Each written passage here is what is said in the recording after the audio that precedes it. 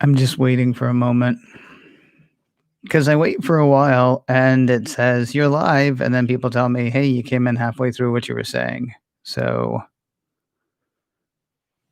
I'm just waiting on a can. There we go. Let's see who's here. John has done his usual wonderful. Hey, that little target there, John, looks like my coffee mug. Sorry. John has done his usual wonderful, very helpful thing of doing the roll call, so I don't have to. So there's Matthew, there's John, Roger, Hank, Frank, Bill, Webb, Tim, Brian, Donna, Eugene, Chuck, Sloth Bear. Hey, Nabil's here, and Andrew. Hey, Nabil, it's been a while. How you been? I'm curious how everyone else has been too. Leah is here. Vern is here. No, I appreciate it, John. Anyway, let's do a thing. What do you say? We'll do a thing and then we'll do some other stuff and it'll be fun, I think. Yes, the recording is going. Yes, I have my glasses. Got my coffee, which I can't touch. Ooh, I do have to do one other thing. Forgot to put myself on DND there. That's Do Not Disturb, not Dungeons and Dragons. That would be more fun. Not more fun than this, more fun than Do Not Disturb. You understand? Right, here we go.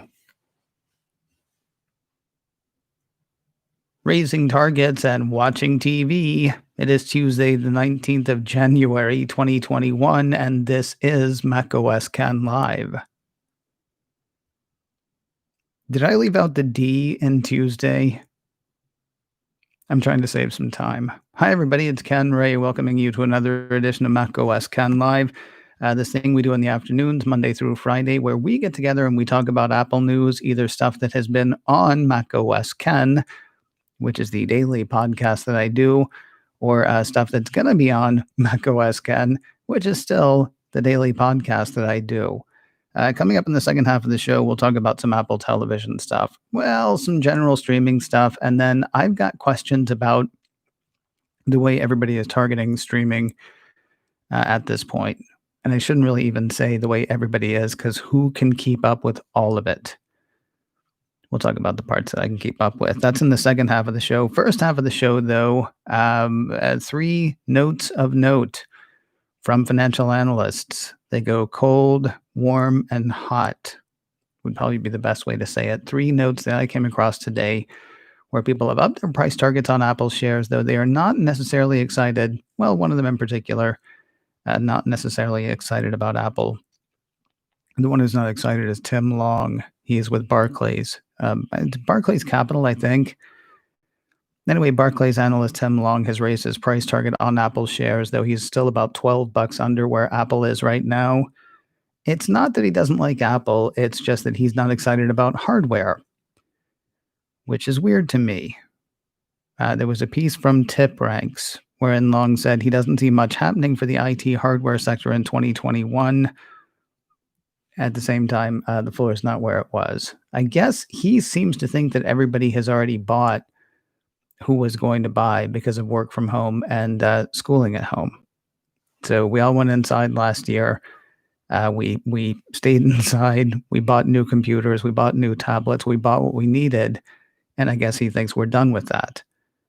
That is something that other people have said as well. B of A Merrill Lynch analyst Wamsi Mohan thinks that this year's comparisons are going to be harder than last year because Mac sales were through the roof last year because everybody, bought Macs when they realized they weren't going to be going to work and using the computers that were there, or bought iPads when they realized their kids needed something better than the 4-year-old iPad that they were using because the 4-year-old iPad had just been for watching YouTube or whatever, and now they actually needed it for schoolwork or something.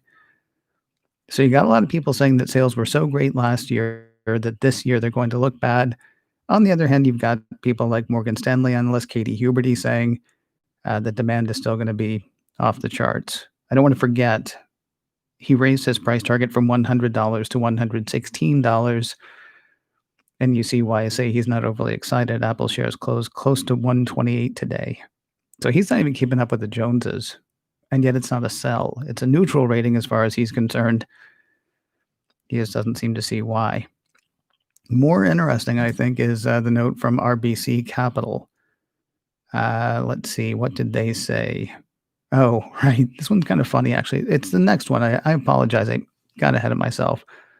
This one I find amusing, and it raises a topic that we talked about when we first started coming to the live show here back in September, I think, September or October. RBC Capital is very excited about the next iPhone, not the current iPhone, the next iPhone. And the reason that RBC Capital is so excited about the next iPhone is because 5G is going to be more robust and more prevalent. And so more people are going to buy the next iPhone based on the strength of 5G. I don't know. I'm still not sure people care that much about 5G, which I know sounds weird, but I mean, it's not that they don't care. It's just sort of like when it's time to get the next iPhone, they'll get the next iPhone. It's strange to me that he thinks that I assume it is, I can't remember who the RBC Capital, it's not Sankar. I can't remember who. I'm assuming that they're thinking that people are holding off waiting to get the next iPhone because they want to see how the whole 5G thing is going to shake out. My assumption, on the other hand, is that people are getting the next iPhone because it's time to get the next iPhone as far as they're concerned. I don't watch nearly as much regular broadcast television as I did when 4G was a thing. But I remember every ad on TV was about how amazing 4G was. And they would grab like singers and put them in a box, and that box was your phone box, and there would be movies and all kinds of stuff. They were really advertising hard into 4G. I'm not viewing those same ad avenues anymore, so I don't know if they're advertising 5G the same way or if they're going to wait. It's just really weird to me that this guy thinks, yeah, 5G. It's Amit Daryanani. Amit Daryanani is who it is. It's weird to me that Daryanani thinks that anybody is holding off on getting the next iPhone because 5G is not there yet. Conversely, maybe he thinks 5G is going to be so there that anybody who was holding off, I don't know. The whole thing just strikes me as weird. Good news is it's not just 5G that he's excited about. There's stuff besides iPhone. In addition to the strength of its core product categories, we believe continued services growth, market-leading buyback activity, and potential for new products or services. Apple Car maybe suggests that Apple is well priced. He used his note to up his price target on Apple shares from $132 to $145. The one that I found most interesting, and I know I said earlier it was that last one, but I was mistaken. Loop Capital has upped its target on Apple shares to $155, mostly on the Mac and the iPhone. So this goes back to the first one that we were talking about, which was by whom? By Barclays. Rather than where Barclays is saying everybody's already bought what they're going to buy and they're done, this Loop Capital analyst Ananda Barua is all about strength for iPhone and Mac this year. According to a piece from Barron's, he thinks there could be material upside to street numbers for both near term and throughout calendar 2021, driven by strength in both iPhones and Macs. He also thinks the company could see upside from iPad, AirPod, watch, and services. So basically everything they do. He's bullish. He's close to as bullish as you get. Like I said, he raised his price target on Apple shares to 155. I want to say the street high right now is still Daniel Ives, Wedbush analyst Daniel Ives at 160 with a bull case for 200, but nobody really cares about his bull case. I shouldn't say nobody cares about his bull case. We shouldn't focus on it because the bull case is everything goes exactly right, like gangbusters. His, if everything goes fine, Apple's at 160. What's weird to me, I don't know. Let me go over some more of his numbers. For the first 3 quarters of fiscal year 2021, he's looking for Apple to sell 187 million iPhones. So December through the end of the June quarter, I guess it is, or right into the June quarter. Yeah, into the June quarter. That's 19 million more than the street is expecting. For the Mac, he thinks that Apple last quarter sold 7.3 million Macs just for the December quarter, which is interesting because you got Christmas money there. Plus, you have the arrival of the M1 Max, right? That's way higher than what Wall Street thinks. Wall Street thinks Apple sold 6 million Macs last quarter. He also thinks that Macs should enjoy much longer and stronger demand beyond the tailwind from work at home. So, yes, he's heard the people who say last year was the year for the work at home stuff. He's thinking that's going to continue. I'm curious why he thinks that. If again, it was because of people who didn't buy because they thought, oh, we're going back to work in 3 months or 6 months or whatever. I'm also wondering, though, if it has to do with word of mouth. Like people who always thought they were overpriced toys are finally now talking about their computer and how excited they are about them, and maybe they then talk to other people. Or is it just the upgrades from now on? The whole, once you're in, you're in. Once you go Mac. Anyway, originally I was going to lead into what we're looking for from next week's earnings, but I decided then the whole thing would be about that. So there are those 3 notes. I personally found them interesting. Be curious to hear what your thoughts are on them as well. You can leave a comment on this video, or you can email me info@macosken, info@macosken.com. And I'm going to be giving out that email a couple more times today. So don't worry if you missed it right now. I'll be saying it again in a moment. Got some TV talk coming up in just a second. First of all, this is the part of the show where I usually ask you to listen to a different show, but I think I've taken this week off from In a Few Minutes. It was an accident, but there's stuff going on this week. And so I'm still doing macOS Ken. Obviously, I'm still doing macOS Ken live. More obviously, even than macOS Ken.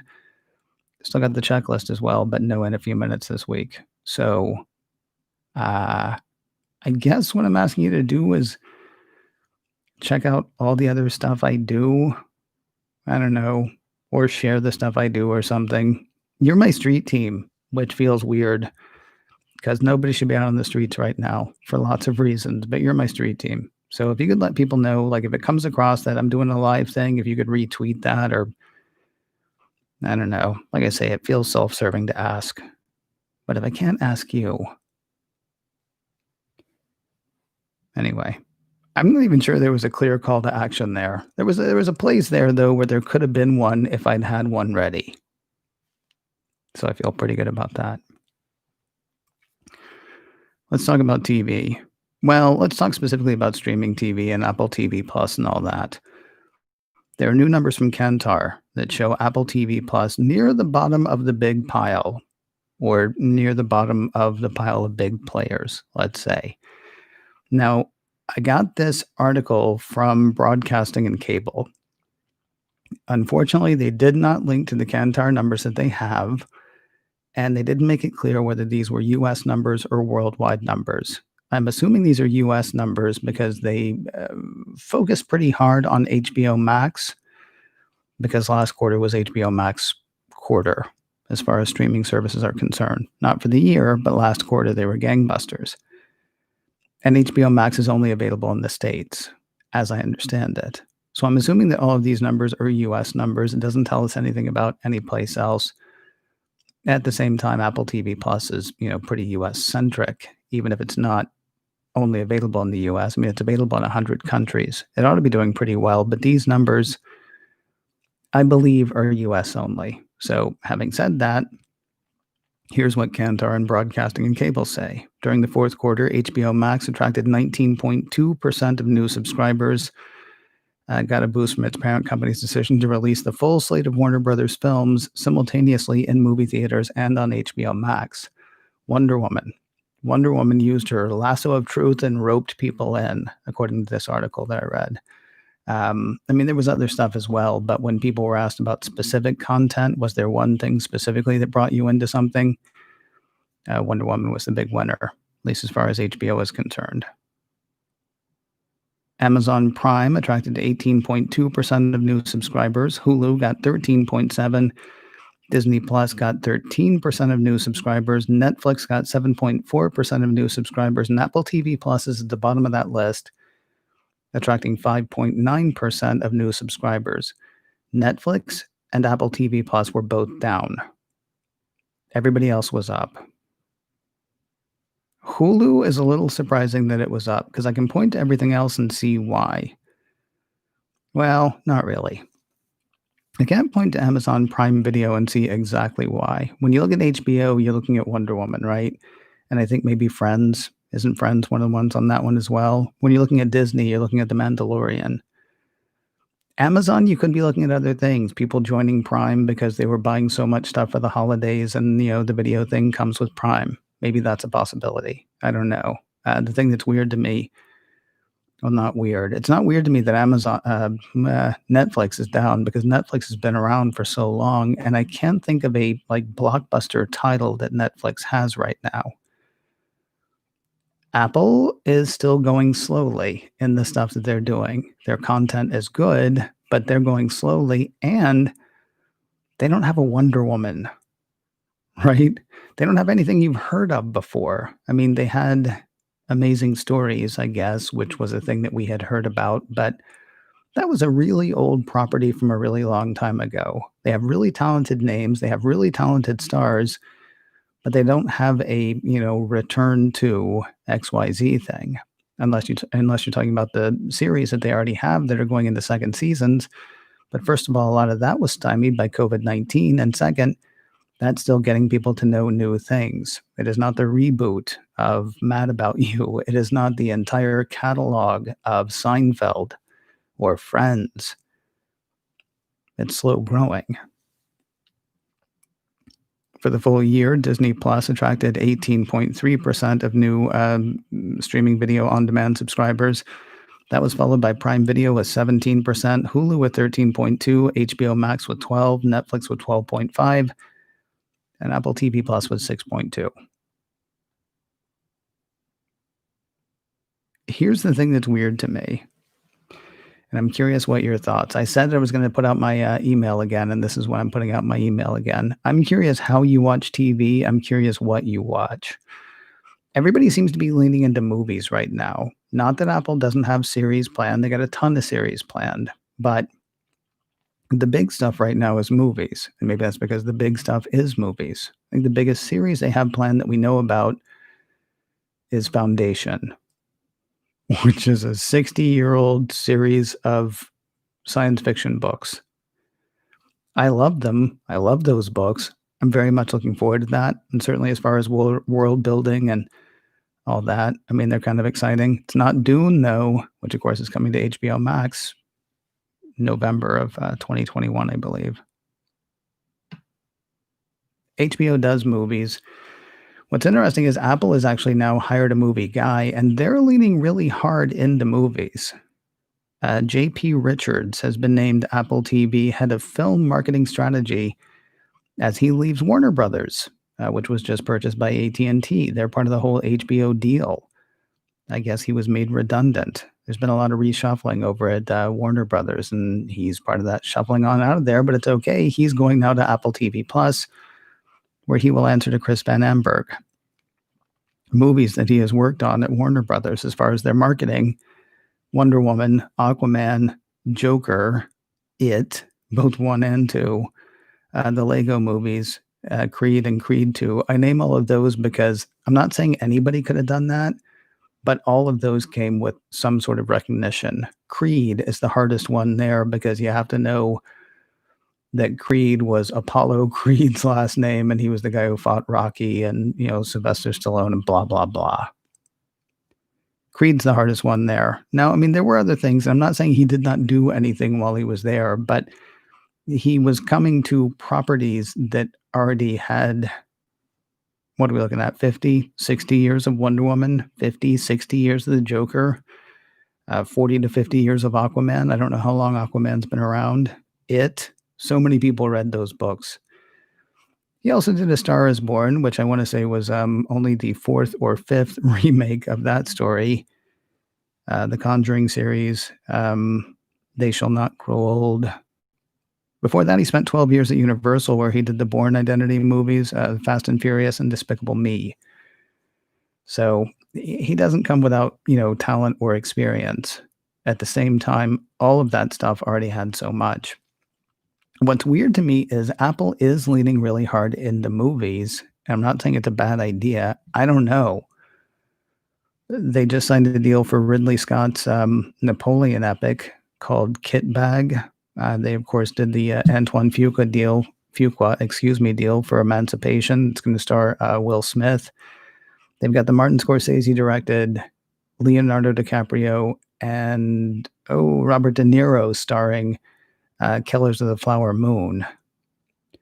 They've got Greyhound, of course, that they bought the rights to last summer. And they've got Cherry coming out next month. They've got Palmer coming out this month. That stars Justin Timberlake.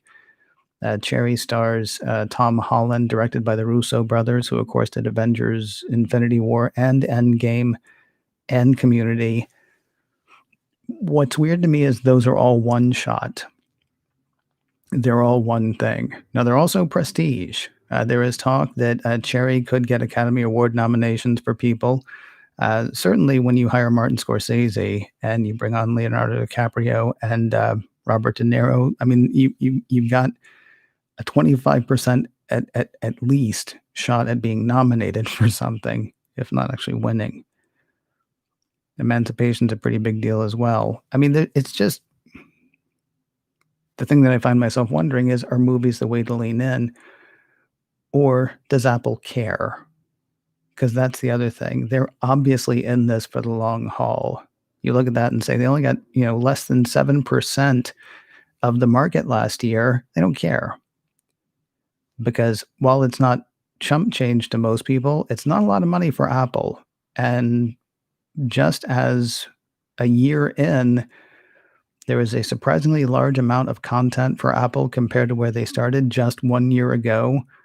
5 years from now, assuming that we get back to something like normal working past COVID-19, assuming we get past COVID-19 as, entertainment starts to ramp back up again.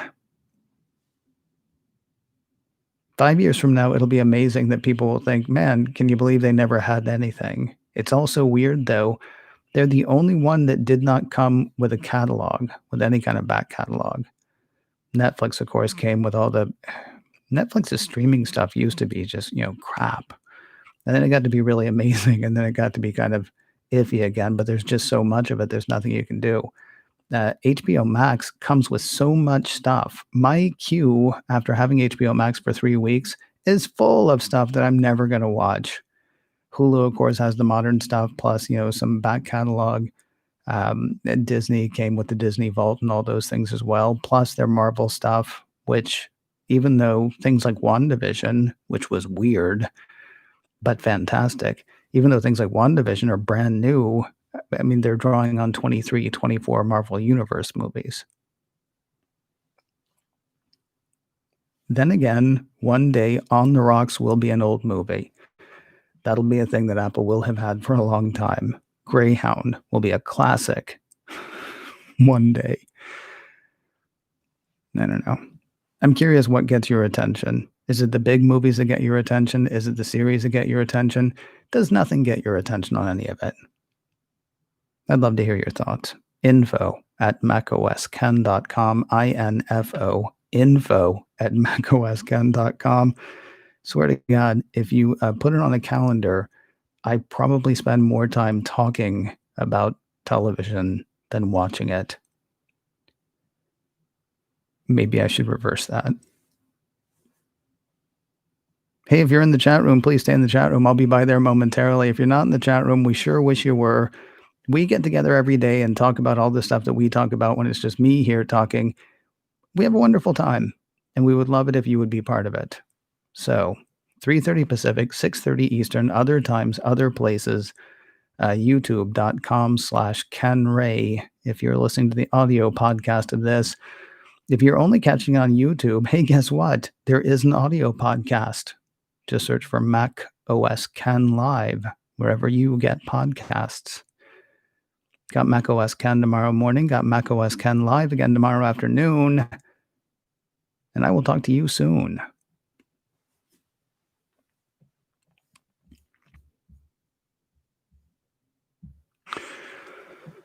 Hi, y'all.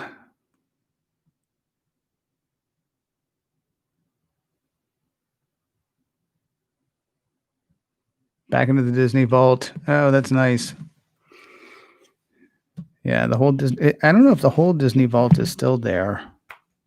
Well, I mean, there are some things that are problematic, like Song of the South. I know is not there, which really upset a friend of mine because he's a Disney history person. He thinks they ought to, just put up warnings like this is a really terrible movie, but here it is. Not terrible, but you get the idea. Hey, you know what I did? I started at the end though. I should go back up to the top and see what people said there. There's the start of the show because John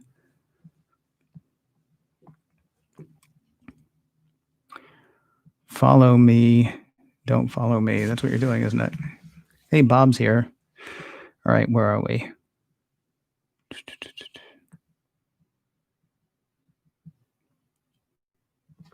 That's funny. Roger says some of the analysts seem to set price targets like the price is right.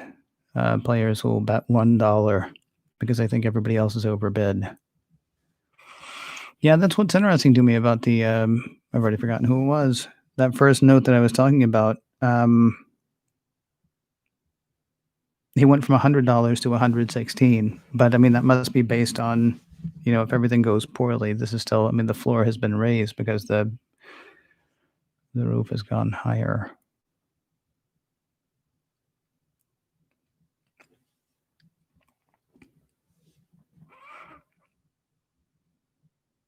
Andrew says he doesn't care about 5G right now. Honestly, and I meant to talk about this on the show with, of course, the usual caveat. So Mint Mobile is a sponsor of macOS Ken. They are not a sponsor of macOS Ken Live. They don't lean in hard to the fact that they're giving away 5G.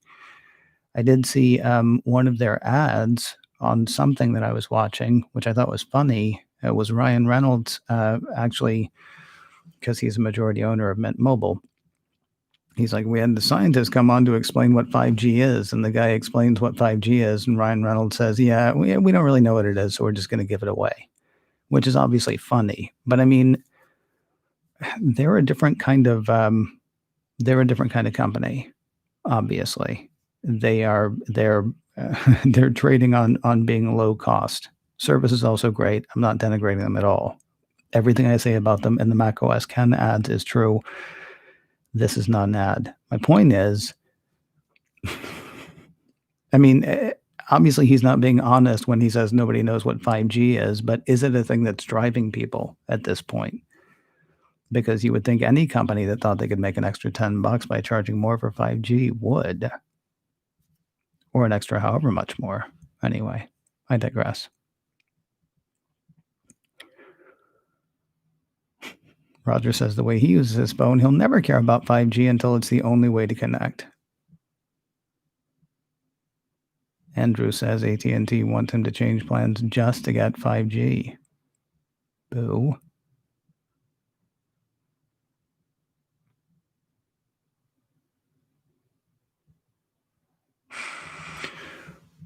Tim wonders if 5G paranoia is another thing that could be holding back 5G advertising, or has that died down? I don't think we ever heard why the guy who blew up downtown Nashville blew up downtown Nashville. There was talk because he did it outside an AT&T building. There was talk that the reason he did it was because, 5G. So I can't answer your question, Tim, but I thought it was a joke the whole time we were hearing about it. And, then people started setting towers on fire in the UK. So I guess it's not, I mean, it is a joke, but it's not a joke. You know what I mean? John, I don't believe that Mint Mobile supports the Apple Watch yet.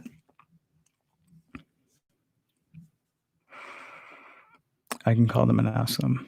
I don't know anybody there. I mean, but I'm a client or member or whatever. I use them. They're my service now, so I can ask them.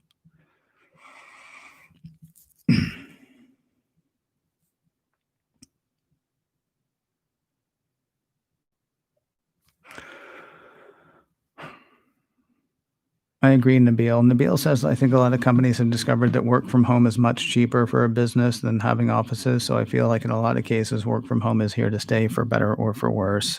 I have a friend who,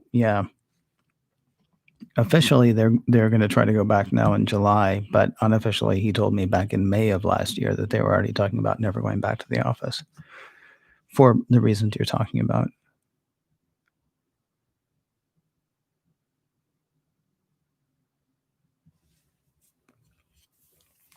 Vern says he thinks that Apple will substantially eat into Wintel computer markets for those users who are OS agnostic, especially after the next wave of Apple Silicon, the M1 or MX. Did he say info at macosken.com? I'm using this finger to point at you, Bill.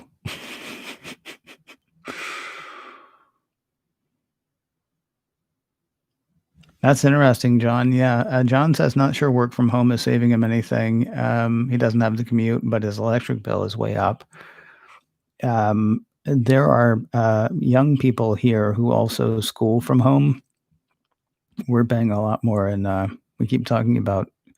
We're right on the fence of it would make sense to go ahead and raise the raise the internet speed, not speed, data capacity.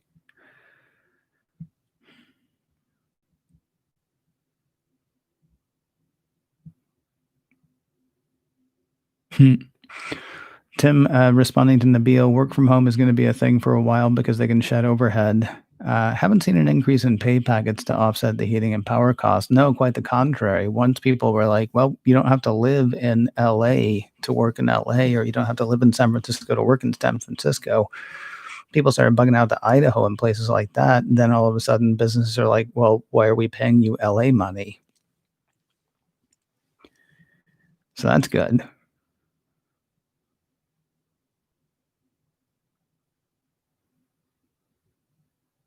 Huh. See, I think, Matthew, that is a thing you want. I don't see Apple doing it. Matthew says, how about if Apple, in order to be green, makes laptops semi-modular in the sense that RAM, hard drive, and processor is swappable instead of leasing them and sending them back in for a new model? I hear you. I don't think so.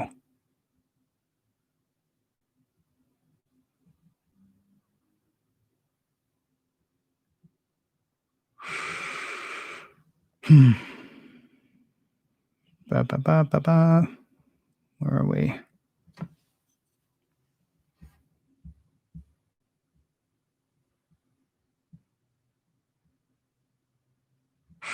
Moving on to the streaming talk, Matthew says any Amazon Prime subscribers are probably skewed by the fact that people signed up for Prime because they got everything delivered for COVID. That's a really interesting point. Unfortunately, as I think I said, there was no link, and I couldn't find anything that actually linked to the Kantar study, because I would like to know how they were measuring that. My assumption is they've got something that is indicating to them where the streams are coming from. So that might argue against what you're saying, Matthew, because Amazon has never given out numbers. And certainly Apple's not giving out numbers. Disney's giving out numbers because they're really happy.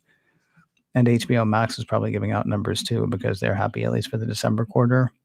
But my assumption is they're basing it on traffic or some other invisible metric that we can't see, because those two, just those two alone, Amazon and Apple, they're not giving out subscriber numbers. Wow.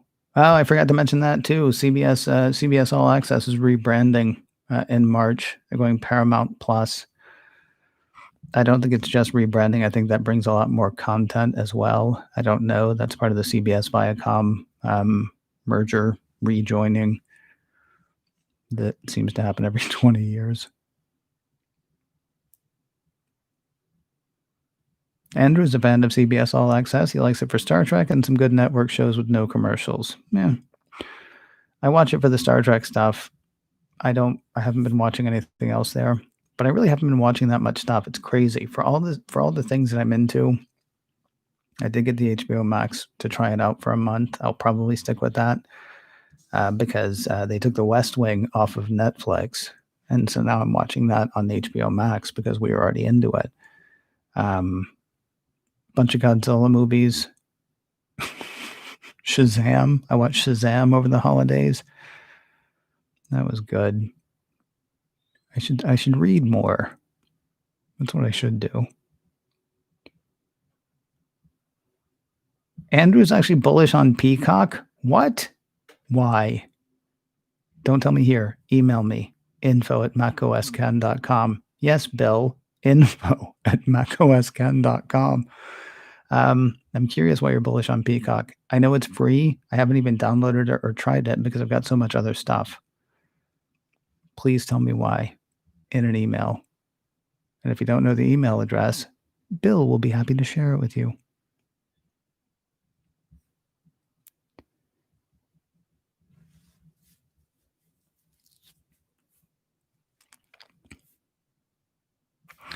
Curious what you mean, Amy. Warner Brothers marketing is not content, it's persuasion.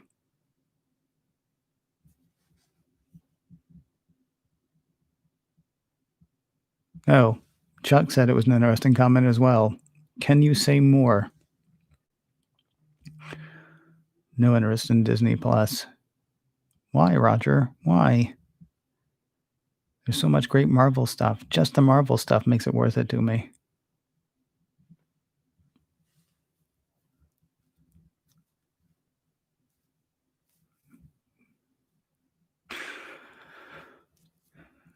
I'm going to go back and watch the Wonder Woman movie again, John, because I was fine with it, and everybody hates it so much. I'm trying to figure out, was I just like asleep for part of it or something? I mean, it's not a great movie.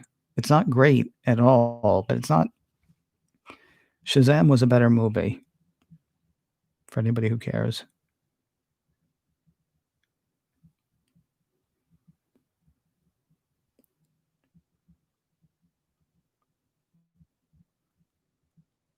Where's what? Oh, things jumped. Hold on.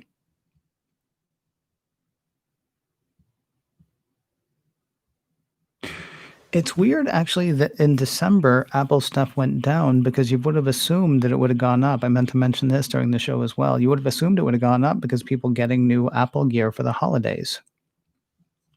And it comes with a year free, unless Apple's not pushing that the way they were a year ago. Because it can't all have been upgrades over the holidays. I mean, certainly a lot of it would have been somebody got a new iPhone as opposed to their old iPhone for Christmas, but there have to have been new iPads, new Macs, and some new iPhones as well that would have, you would have think would have spurred some of those numbers.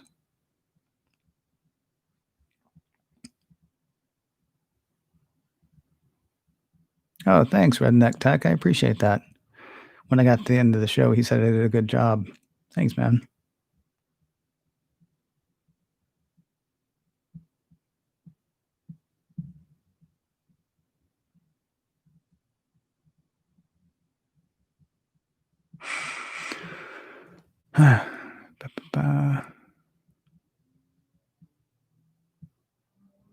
Interesting. Matthew says they used to have pre-movie disclaimers from Whoopi Goldberg on Song of the South. He thinks it was Whoopi Goldberg, if he's not mistaken. That's back when it was still on DVD. Yeah, that's what it was. It was the guy that I used to do Mission Log with, John Champion. He used to do a show called DVD Geeks, which was all about not just about old movies, but about DVDs and the way they were presented.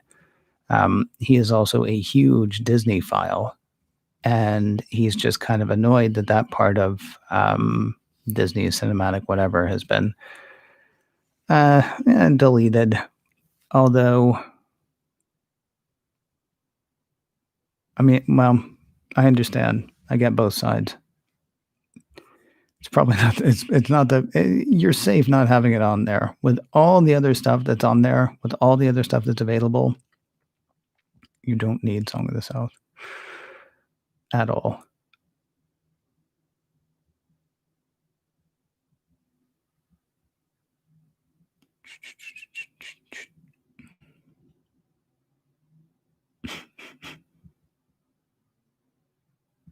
Oh no! I'm sorry, Hank. Hank says 5G is better, except when it's worse, as is often the case on Mint. I'm sorry to hear that. He blames the T-Mobile network, but it's not a problem. I'm sorry to hear that, though.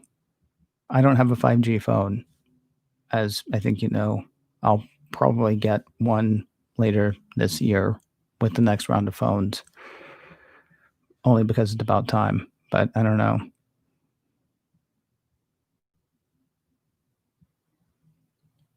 A different Bill Robinson says work from home has been a boon for him because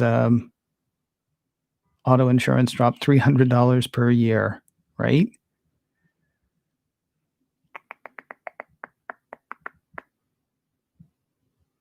Holy cow, seriously? Brian says he heard that they're having a 2-hour presentation about the change from CBS All Access to Paramount Plus. How long was the introduction for Apple TV Plus was pretty long because they brought in all those celebrities. I wonder if they'll do the same sort of thing.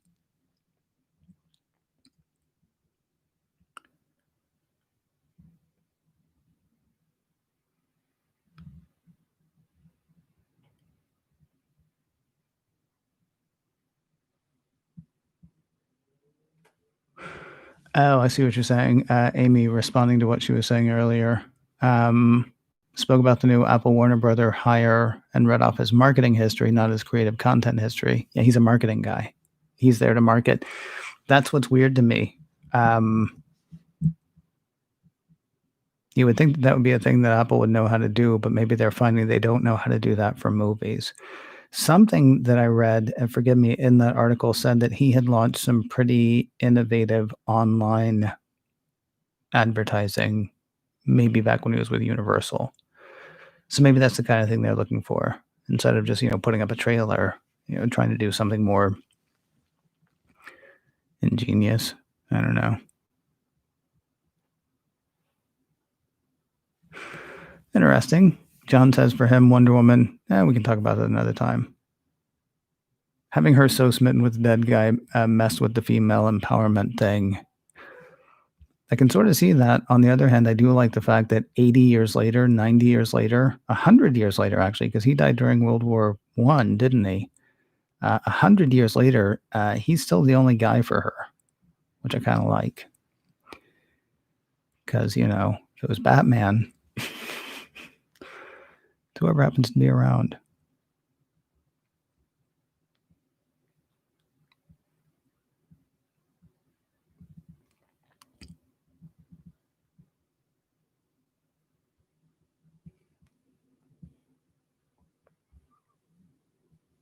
Oh, okay. Matthew says Tom and Jerry had the bonus introduction by Whoopi Goldberg. I do know that that Song of the South did have some sort of disclaimer, would probably be the easiest way to say it, before the movie. Again, according to John Champion, that other guy. So I don't know.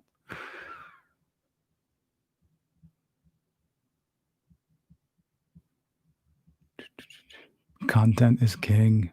Okay, yes, but he's not the content guy. For content, you hire Sofia Coppola and Antoine Fuqua and all those people, and Zach Van Amberg and Zach Ehrlich and Jamie, whichever, Ehrlich and Van Amberg. They're your content people. Marketing seems to be the problem they're having, it looks like. Okay, 70 years. You're right, because it was 1984. Thank you. Or 75. Right. We have gotten now to, I have now caught up to that, and I need to go and turn this into an audio show and keep writing macOS Can for tomorrow. Because I want to try to get to bed at a decent hour so I can wake up at a decent hour, because I am actually going to watch broadcast television tomorrow, hopefully starting at 8 a.m., so I can see coverage of global events. Right.